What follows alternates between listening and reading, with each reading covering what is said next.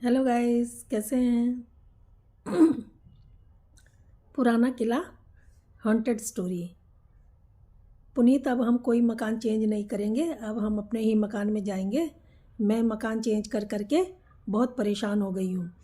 पुनीत कहते हैं "म, कि चलो हम अपना मकान देख के आते हैं।" तो प्रीति कहती है कि नहीं, मैं तो कहीं नहीं जाने वाली, अब जब अपना लेंगे तभी जाएंगे। वो कहता है हाँ, मैं बोल तो रहा हूँ चलो देखने के लिए।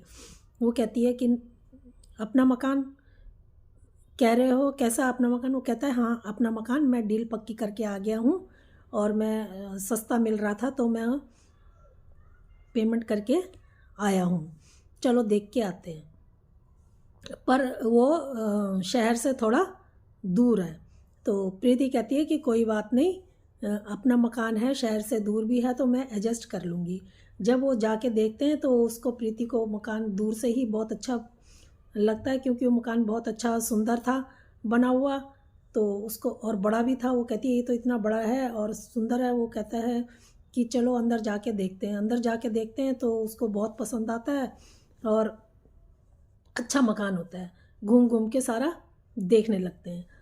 अब देखते हैं तो वो जो पुनीत होता है वो कहती है कि ठीक है। वो कहता है ठीक है, पुनीत कहता है ठीक है, हम अब सामान शिफ्ट करेंगे। वो कहती है हाँ, जल्दी कर लेते हैं और जल्दी इधर आ जाते हैं। वो सामान लेके दूसरे ही दिन वहाँ पहुँच जाते हैं। जब वहाँ आ जाते हैं तो पुनीत तो बाद में ऑफिस चला जाता है और बेटी जो होती है उनकी, वो स्कूल चली जाती है। अब जब स्कूल चली जाती है तो वो ऑफिस चला जाता है, तो प्रीति जो है घर में अकेली रह जाती है। जब अकेली रह जाती है तो सामान तो सारा उन्होंने लगा दिया था, तो देखती है कि थोड़ी देर में चीज़ें गिरने की आवाज़ आ रही है। वो जाके देखती है तो सारा सामान उल्ट पुल्ट हो रखा था। वो दोबारा से लगाती है, कहती है किसने कर दिया? अभी तो मैं पहले सारा लगाया था हमने, तो ये कैसे हो गया? वो इतना ध्यान नहीं देती और चली जाती है। थोड़ी देर में उसको फिर दिखता है कि खिड़कियां ज़ोर ज़ोर से अपने आप ही खुल बंद हो रही हैं। वो कहती है इतनी तो हवा भी नहीं चल रही जितनी ये खिड़कियां ऐसे अपने आप कर रही हैं, खुल रही हैं, अपने आप ही खुल जा रही हैं, मैं बंद कर रही हूँ खुल जा रही हैं। फिर वो परेशान होती है। इतने में बेटी स्कूल से उनकी आती है। वो जब आती है तो देखती है कि छज्जे पे कोई औरत खड़ी है। तो घर में जाती है और बोलती है मम्मी, घर में कोई आया हुआ है क्या, मेहमान? वो कहती है कि नहीं बेटा, कोई नहीं आया। वो कहते हैं नहीं, ऊपर एक आंटी खड़ी है, अभी मैंने देखा आते हुए। तो वो कहती है नहीं, हमारे घर में तो कोई नहीं आया। और जब वो बताती है बेटी तो वो डर जाती है और कर पुनीत को फ़ोन लगाती है। फ़ोन लगा के सारी बातें बताती है।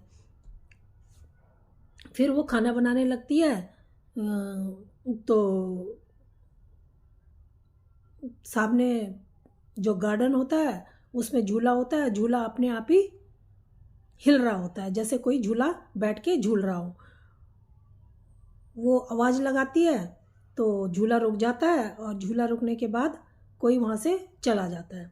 अब वो कहती है इसमें झूले में कोई था भी नहीं बैठा हुआ दिख रहा, और झूला अपने आप भी झूल रहा था, कुछ तो है। वो पुनीत को फिर जब वो आते हैं तो फिर दोबारा सारी बात बताती है। अब पुनीत जो है एक पंडित जी को लेके आते हैं। अब पंडित जी आते हैं और उनका घर का देखते हैं। तो वो कहते हैं यहाँ तो प्रेत आत्मा का वास है।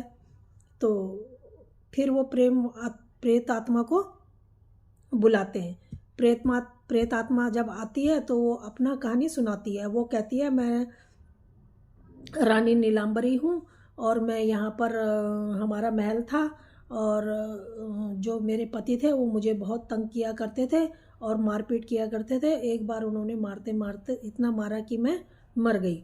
अब जब मैं मर गई तो मेरी आत्मा तब से यहीं पर ही है और मैं यहीं रहती हूँ। तो जो यहाँ के, जब किसी ने ये महल ख़रीद लिया तो अपना यहाँ पर महल तोड़ के हवेली बना ली।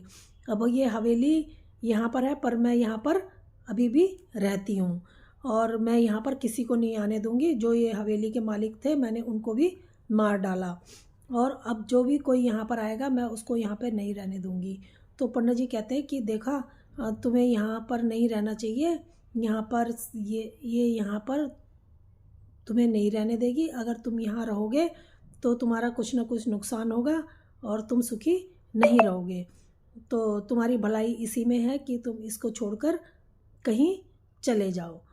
फिर वो वहाँ से तुरंत ही वो मकान खाली कर देते हैं और हवेली छोड़कर वो कहीं चले जाते हैं।